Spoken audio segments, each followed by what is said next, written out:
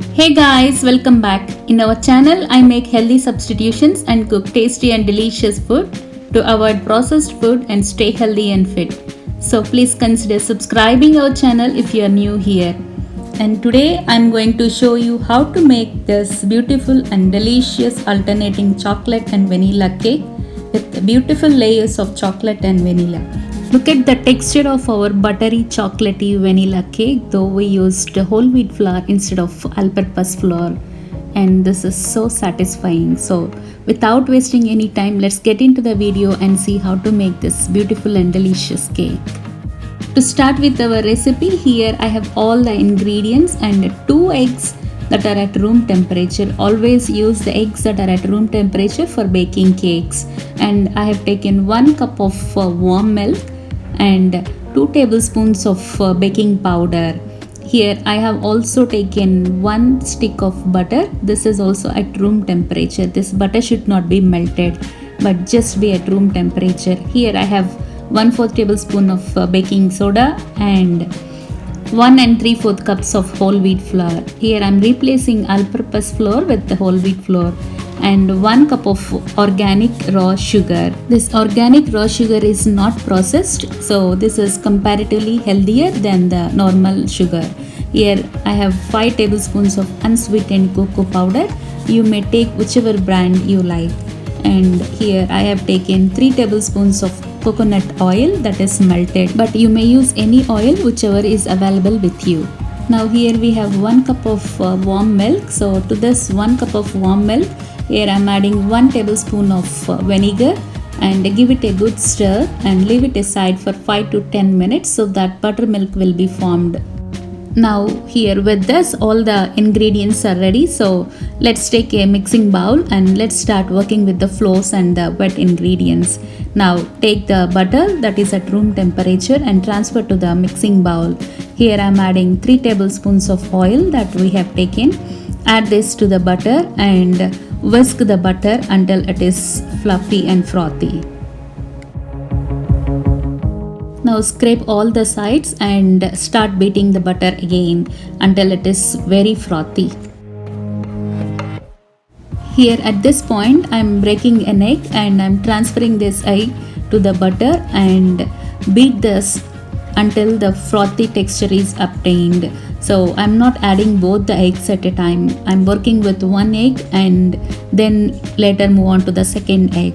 Here we can see the frothy texture is formed. So now let's add the second egg and beat it again.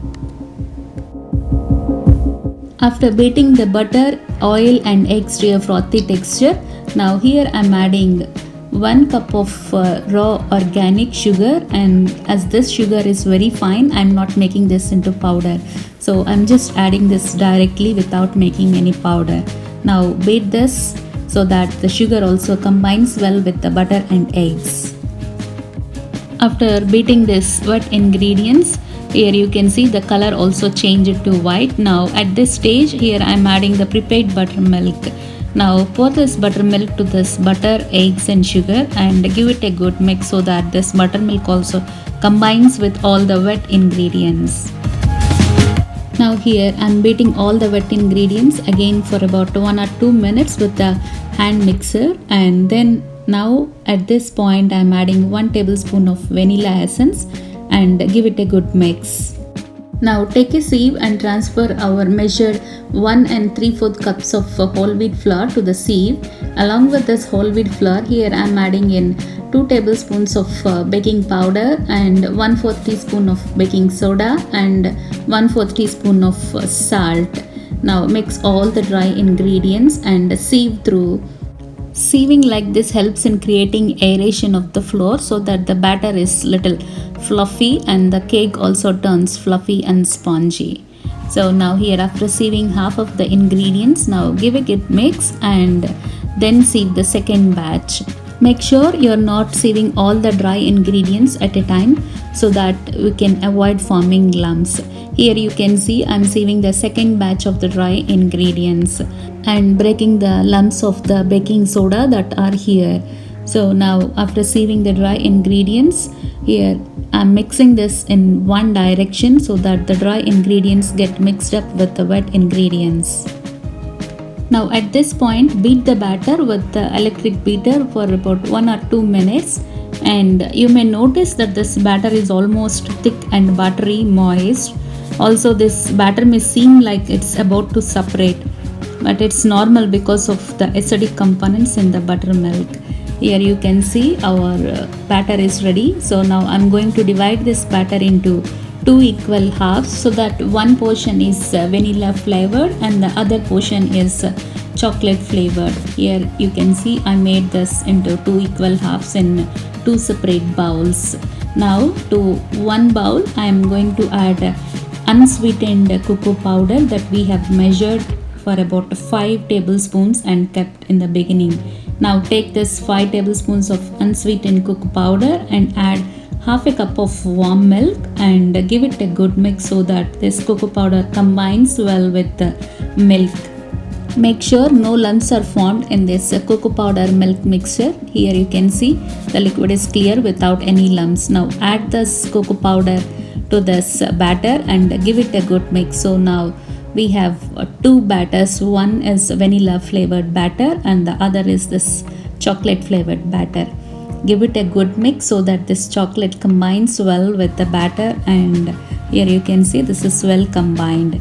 Now keep it aside and take a baking tray lined with parchment paper, and now I'm adding this chocolate flavored batter to the cake tin and layering it into thin layer. Now tap the cake tin and transfer to the oven that is preheated at 375 Fahrenheit or 190 centigrade for 8 minutes each layer. After 8 minutes, we can see that the cake layer is well baked. Now pour the vanilla flavored batter above this and spread it evenly to make a thin layer above this chocolate layer. Make sure you do not walk away while baking these layers because over baking may end up in the dry cake layers, and unbaked layer may lead to mixing up of the 2 batters and disturbing the layers. So bake this cake with passion and patience. Now here you can see this vanilla layer is also baked well. Now take the tray out of the oven and now pour the chocolate batter and spread it evenly. Once it is layered evenly, tap it to avoid the air bubbles, and now transfer this to the oven and bake the layer for about 8 minutes. And this baking time may differ from oven to oven based on the temperature settings. So please check in between whether the layer is getting baked properly or not. Now continue the process until all the batter is done, layer after layer, alternating with the chocolate and vanilla flavored layers.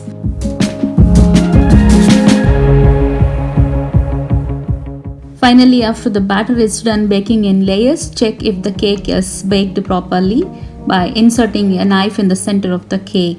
Here you can see the knife came out clean, so our cake is well baked. Now take out of the oven and allow it to cool for 10 minutes. After 10 minutes, run the knife along the edges of the cake tin and flip it.